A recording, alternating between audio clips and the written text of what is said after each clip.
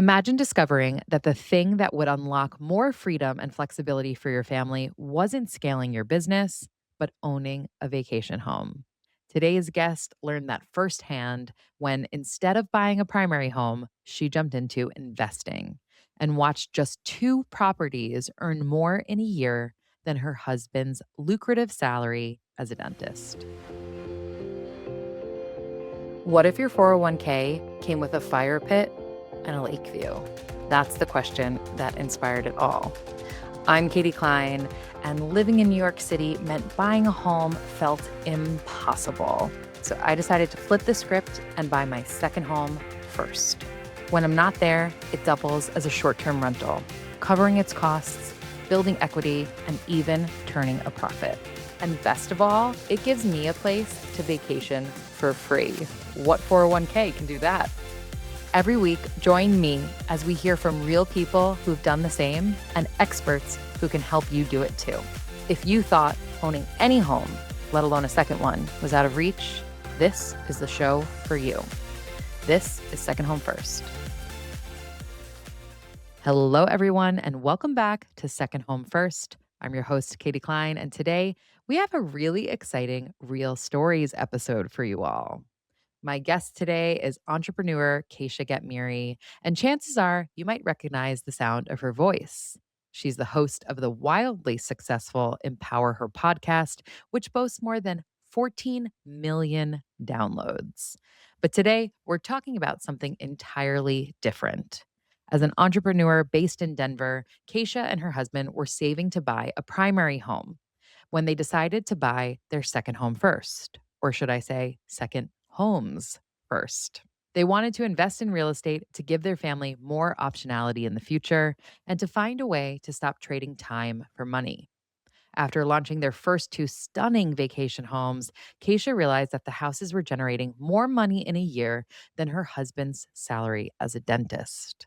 We chat about why surrounding yourself with people who are already doing what you want to do is the fastest way to prove it's possible, how creative financing can make owning a vacation home far more attainable than you think, and why Kacia believes not investing in real estate is actually the riskiest move of all. So, without further ado, let's hear from Kacia. Hi, Kacia. It is so great to see you. I'm so excited for this conversation and to see you, Katie. This is gonna be fun. It is going to be so much fun because you didn't just buy your second home first. Before you ever bought a primary home, you bought a long term rental, a quadplex for midterm rentals, and a vacation home for short term rentals. And that was all within the span of 6 months. Wow. What made you take that very untraditional route? So I was in a business at the time where everything that I did required me to be on, and I really loved it. Like I was doing speaking and podcasting and helping women in the online business space and hosting big events, and it was all incredible. But I was thinking long term towards like when we started a family and that I would want more optionality. So my husband and I were talking about like that we needed to get into real estate investment. And we needed to do it through the lens of like taking active income and putting it into something that wouldn't require me to be on. And it was such a clear goal that we set this like crazy vision of like, what if we could buy a property a quarter and just keep going until we basically just run out of money and can't buy anymore and have to wait for it all to make money. And so that's what we did. We had a friend who he built his portfolio with long-term rentals in Phoenix. And so that was why we started with the long-term rental because he was like, this is the way to go. Just build a whole portfolio of long-term rentals. And I was like, wah, wah, wah. Like it just felt kind of boring. I know that people can do that and that's great, but like there's not a lot of cash flow and I didn't feel like I could contribute anything versus with the short-term rentals, it was like I could host events there or retreats at them and we could use the property for our family and there was more design element and like the more hospitality feeling of it. So that's really what, like, got our minds just kinda thinking about what are the options, and in the Denver market specifically where we started investing from a short-term rental perspective, there wasn't a lot of properties at that time that were geared towards, like, bachelorette parties and retreats. So the first short-term rental property that we did was kinda geared towards that demographic, and when it worked, we're like, "Oh, crap, like, let's do it again," and figure out how we could do, like, creative financing to kinda figure that out. But it's been a really fun journey for sure. So you and your husband were renting an apartment in Denver, and you were like, I completely hear everything you're saying of like optionality, passive income, or not so much passive, but like you said, not needing to be on in order to be thinking, not exchanging your time for money. But it seems like such a big jump to go from never having invested in real estate to being like, we're going to do one a quarter. I mean, that's so incredible. What gave you the confidence to believe that real estate was the route for you, even if you were like, let me try long term, let me try midterm, let me try short term until I determine which of the paths I want to take. I think at first it can feel really intimidating until you meet people or you listen into a podcast like this where you hear stories from people that are just normal people that are doing it. Cause I'm like, if we went to a couple events in Denver and we met all of these short term rental investors, and I was like, if that person can figure this out, like we sure as hell can too. And I think like the power of proximity to people and stories, which is why I'm so all about your podcast, is like just reminding people if you're listening into this, it's like, if somebody has done it, then you can do it too. And now we even have like ChatGPT, which can give you a pump up to get you started. But it's like there's just so much proof through other people's stories. So I think once we started meeting people and realizing that they weren't smarter than us or more, savvy than us, they just started and they figured it out as they went. And honestly, real estate to me, because I've been an entrepreneur for a really long time, it actually feels less risky because everything that's ever been broken on a house has been fixed. Like, it's just like real estate is so tried and true, and I won't go down this too far, but I also just think a lot about the changes in our economy and in the world that we live in, where it's like AI and all of these tech advancements, where I'm like, physical people need physical places to live or vacation forever. So it just feels so safe from that perspective, safer than a lot of other industries. And I'm like, we need to have our feet in that too for long term security for our family. Oh, I love that. We'll be right back after a quick word from our sponsors. Interior design is one of my favorite parts of buying a second home. I love creating a beautiful space. But let's be honest, staying on budget, managing orders, tracking deliveries, and juggling countless retailers can get overwhelming fast, which is why so many hosts turn to Minoan. With Minoan, you can shop more than 180 brands you love all in one place. That's brands like Crate and Barrel, Samsung, Anthropologie, Article, Casper, and so many more. They give you access to better than trade pricing, something typically reserved for professional designers, allowing you to save on every purchase. They keep every order, delivery, and receipt organized in one clean dashboard.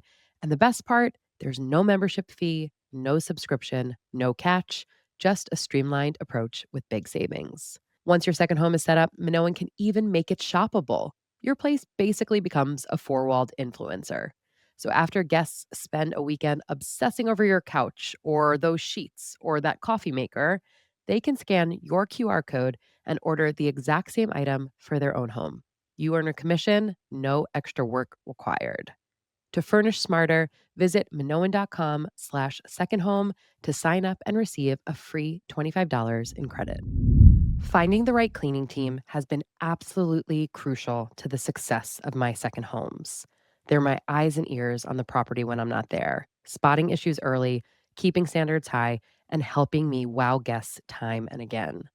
But finding someone local you actually trust, that wasn't always easy until I found Turno. Turno connects you with vetted cleaners who understand the demands of short term rentals in your specific market.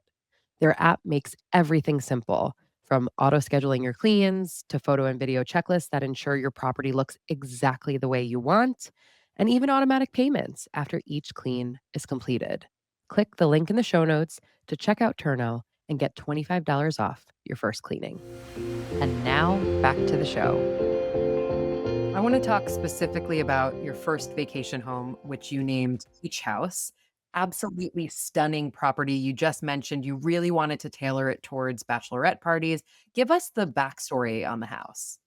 Yeah, so I had a vision at that time, I had a large personal development podcast and I liked hosting events and bringing women together. So that was a passion of mine. My husband's actually got a really creative eye and he's more interested in the operational side of things. So we were kind of looking at our skill sets that we had and like how could we do this together? And this particular property, we knew the vision of what we wanted. So we worked with a friend of ours who is an agent in Denver. And we're like, this is what we want. We want an open concept in the kitchen. We want it to be for gatherings. We had kind of a vision. She happened to know of an off-market property that had it was like an expired listing. So she knew of this property. We went and saw it right away. We were like, this is the property that we need. And for this particular property, we were able to do just like a 20% down and just buy it. While we were going down that route of buying Peach House, we came across a quadplex for midterm rentals at the exact same time that was someone who was willing to do like a creative financing offer with us to purchase the property. So we were actually doing both at the exact same time, which was a little bit wild. But it was such a cool experience because again, like we all have to go down this path to realize what your capacity is of like how much you can handle. And when you start talking to people, you just feel so much more comfortable. Um, so that was kind of the start of our real estate investing from a short-term rental perspective. It's so interesting because you said earlier it was about talking to people that kind of opened your eyes and showed you it was possible. And the proof is in the pudding. You got an off-market listing because you talked to somebody, because you had that Exactly. the realtor and because you were super clear on exactly what you were looking for. Talk a little bit about the creative financing though, because that is something that I don't think a lot of people know about. And all of a sudden, when you hear that deals can be structured in not necessarily the traditional way, that's another big eye opener. For sure. So I was in a business mastermind, so like a group of a bunch of entrepreneurs. And when I was in that mastermind, right before we started investing in real estate, so this is 2022, a friend of mine, the guy that had invested in long-term rentals, his name's Steve. He was like, Kacia, you're making a lot of income from your business. He's also like 20 years older than me. He's like, you're making a lot of money in your business. And like you want more optionality. You really should be thinking about real estate, right? So he kind of planted that seed early on. And I didn't understand that you could even buy a house without having 20% down because I was like, how are we going to scale? How does anyone scale a portfolio if you have to have 20% down every single time? And he was like, "Oh, you could do creative financing where basically the seller of the house becomes the bank and you're essentially coming up with your terms, for like the length of the the amount of time that you're paying them, the amount that you're paying, the mortgage rate at which you're paying them, they're becoming the bank and you're doing an agreement with the actual seller of the house. And a lot of times people don't even know, sellers don't know that this is an option. But if you take the time to have a conversation and like explain to them, this is totally legal. This is where a lot of commercial real estate is done this way. And like you just kind of lay it all out for them. It's really eye opening to them because the seller can make more money by being the bank because they're essentially collecting interest, right? Whatever interest payment that you guys agree on percentage wise. And then you can actually save money as the buyer by potentially having like a lower down payment or a lower interest rate, which was the case when we bought the quadplex. The owner of the quadplex, he was in a situation where he owned it full and clear. Um, and he no longer wanted to be a landlord. He's like an older guy, had older kids. He was like, I'm so done with being a landlord. There was a lot of issues with the property. And we came to him with this offer where we're like, what if we put 10% down? And at that time, interest rates were really high. So we offered like a lower interest rate, but we played out the math for him. And we were like, this is how much more money you'll make. And if we don't pay, you get the property back. So when we laid it all out to him, we worked with an agent of ours, or a friend of ours that like knew also how to explain this too, which is really important. If you're looking for an agent and you're thinking about creative financing, making sure that they understand creative financing structure and how to structure offers like that. But people do. People know this. It's just we don't know often as people that are buying houses to ask about this and to ask if there's another option that's outside of that 20% down. So because of that, we had enough money that we could buy Peach House, our first short-term rental, and that quadplex at the same time. And Katie, the reason why we had it, which is crazy, because we thought that we had to buy a primary home first, as so many of us do, right? So we had saved up what would have been the equivalent of a down payment and everything that we needed to buy a primary home in Denver because the house prices were crazy at that exact like 2022. It was like insane. We put an offer in on a primary house and we got outbid by $150,000. So we were like, screw this. Let's just get an apartment. It doesn't make sense to buy a primary. We took that money, saved it. And all of a sudden we're like, why don't we go buy investment property? So when we buy a primary home, it could pay our mortgage plus some. And that's why we had the money to do it, which was just like so full circle that sometimes things don't work out the way that you planned because it's supposed to work out even better. And that's like really how we got into the space. I love that thinking and that framing around it, and that's exactly it. I've talked to other people who were actually able to buy their second home entirely in cash because that was the down payment for a primary home where they were living, and you stretch and you then have this massive mortgage for your primary home, and you have no savings and you have no other money, and you're essentially house poor. Or you do what you did, which is you buy these property that are now paying you money, and guess what? When you buy your primary home, you have money from those investments to actually pay that mortgage for you. After seeing the success of Peach House, you mentioned earlier that like that was really something that showed you that this was a path for you. Also, with what you were doing with wanting to host events and getting to enjoy the property yourself, this was more intriguing than long term and even potentially midterm rentals. What did you guys do after that? So once we saw the success with that property and it was creating a lot of cash flow, we just realized we need to do another one. So basically, we used cash flow and the rest of like our savings that we had to then fund buying a very similar property that we called Champagne House close to that property. It was about like 10 minutes away. And we did the same concept. We niched it to that exact demographic. That was actually a creative financing deal too. The For this particular situation, we found it because it was a rental.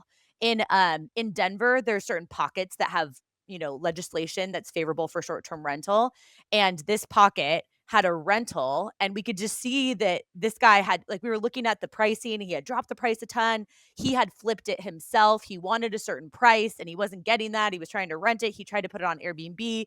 And we know at this point in time, like you can't just have your grandma's furniture and like gray walls anymore. It just doesn't stand out. So we looked at his pictures. We're like, oh, this is why homeboy's not getting any bookings. Like we could do this so much better.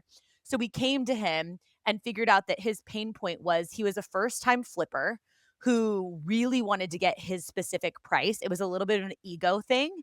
So we were like, how could we come up with a creative financing structured deal where we can give him that price, but then get a really low interest rate so it can still make sense for us from a monthly payment perspective. So we did a creative financing deal on that property. That was our second one. And that property crushed too, which was really amazing because we saw the proof of concept. We're like, let's do it again. And all of a sudden, we're in this situation where these short term rentals are making more than my husband made as a dentist. Wow. So, yeah. So then we're like, we're really all in. Like, this is like, what in the world? Like, I can't even believe this is real. And that continued us on the path. Yeah. I mean, that sentence alone explains so much, right? And we are taught there is one way to do things, this traditional path. Your husband becomes a literal doctor, a dentist. And with two really smart investments, you're like, wait, we're making more than his salary, and he doesn't have to go clean teeth every single day. So Literally, literally. It's wild. incredible. Also, the creativity that you had, that not only the creative financing section of it, but were you saying that the second property, what became Champagne House, that was listed as a long-term rental? So they were looking for a tenant at the time? Yeah, so they were looking for a long-term tenant, and they also had it on Airbnb as well. So we were like, "This guy is just" like, we're kinda reading into it, we're like, "What's his motive?" Like, I'm always trying to understand, like, why is the seller selling? But also, like, you can just check even with, like, price drops and stuff, like, trying to figure out what is he doing here? And yeah, so he had it on as a short-term rental, and he was trying to find a long-term renter for a ridiculous amount that we knew he wasn't gonna get. Right. So, yeah. We'll be right back after a quick word from our sponsors. When I was finally ready to rent out my vacation home, I had no idea what to charge guests. Thankfully, that's when I found Price Labs, a dynamic pricing tool that helps me automate pricing like a pro. It's simple. Price Labs uses real time data to automatically adjust my rates based on local demand, nearby events, and booking trends. It's easy to use, lets me set my own minimum and maximum prices, and keeps my pricing smart and competitive without any manual work.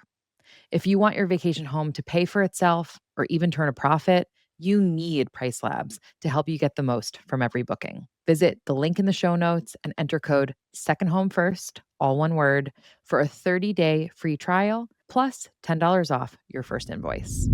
If you're listening to the show, I know making memories with family and friends is super important to you.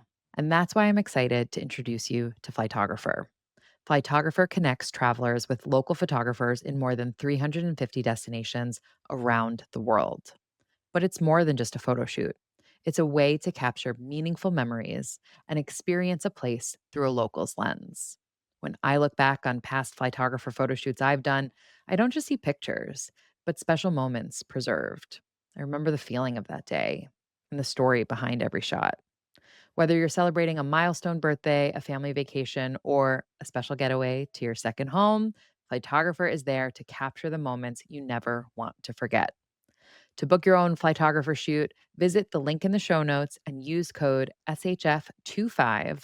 That's S as in second, H as in home, F as in first, 25 to get $25 off your first shoot. You finally bought your dream vacation home. Now what? Your goal is for it to pay for itself, but between managing bookings, guest messages, and cleaners, it can feel like a full time job. That's where Logify comes in. Logify is a comprehensive vacation rental platform that makes it easy to manage and market your second home, even if you're just getting started. From syncing your calendar across Airbnb, Vrbo, and Booking.com to automating payments and guest communication, Logify simplifies it all.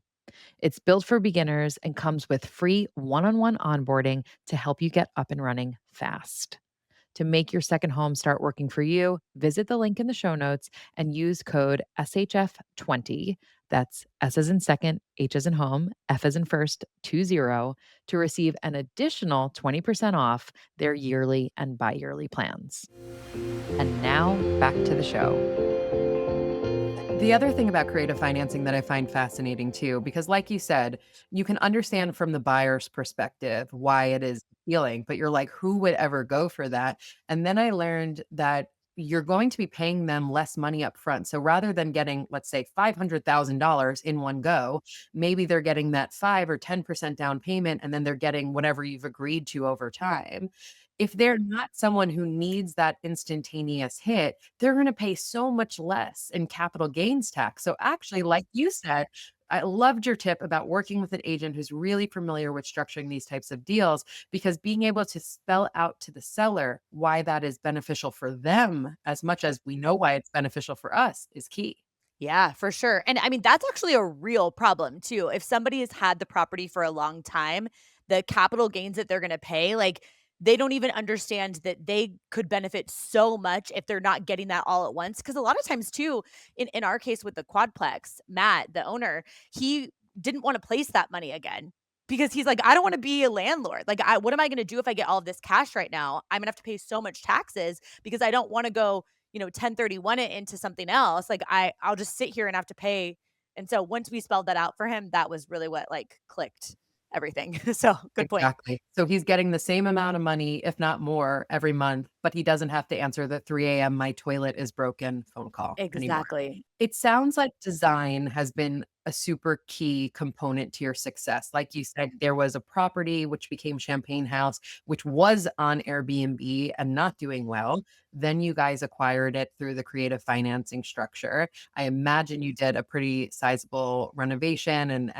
put your gorgeous design stamp on it. And then, like you said, that property was crushing. So I guess give us a little bit about how you approach design and why people can't just necessarily Facebook Marketplace a few chairs together and expect people to pay top dollar. Yeah, it's just the market is so different. It's like you have to really look at go on Airbnb and you have to look at what the top properties are doing, that have tons of reviews and look at it like what amenities that they have and see make sure that you can match their amenities. For example, we have two after these two that we just talked about, we ended up doing two mountain properties. It's like if you don't have a in Colorado, if you don't have a hot tub in the mountains, like you're not even competing with some of the top properties. So it's like knowing amenities wise, what do you need? And then really thinking about like who's the demographic that you're most excited to have stay there and then crafting it for them. So it's like knowing that it's not just about like how many people can you physically like squeeze into a house, but who is the demographic? Like we have a lot of women that are, groups of women that are in their 30s that come to Peach House and came to Champagne House. And it's like they're okay with, two of them sleeping in the same bed, but they don't want like eight, different twin beds all shoved into a room. They want it to feel comfortable. They want gathering space. So like really knowing who your ideal client would be. And in cases of people that are buying this as a second home for themselves, like you might be the ideal client, right? Like our mountain properties, we have a family, we have 1 2-year-old, my husband and I, like we want to be able to stay. So it's like, what do we want? And what do we want the areas to look like? We want stargazing nets because our son is, going to think that's so cool and will enjoy it. And I think sometimes we overcomplicate that where it's like, okay, well, who's the target demographic? Probably you, right? So when you're looking, especially as women, since women are more often booking Airbnbs than the men, it's like what catches your eye will make something that you're gonna be excited about that when you clicked on it, you would be like, "I have to stay at this property." And we've had so many people, from bachelorette parties that will, DM me on Instagram or whatever, from the account saying like, "We have to stay like, I wanna do my bachelorette party here." I'm like, "Great, that's amazing. That's exactly what we're going for," because I would wanna do that. Like, I've been to so many bachelorette parties, I'm like, I know what I think is cool. Not super cheesy, but, like, cool aesthetic, and, like, it feels like you would be excited to take pictures in there. So, like, for those listening in thinking, "What do you wanna create?" Well, create something your family would be stoked about because other families will be too, you know? Absolutely. Know what you want and then deliver on that. Know what's gonna stop you in that scroll and make you click book and spend the money, and someone else out there is gonna be Yeah. feeling exactly the same way. Did you have any fears or concerns along the way? Maybe it was before the first purchase, maybe it was before the 4th purchase, anything that kinda came up in the back of your mind? So I have been with my husband for 17 years. Since we were 19, we met in college. We are drastically different in like the perfect yin yang way.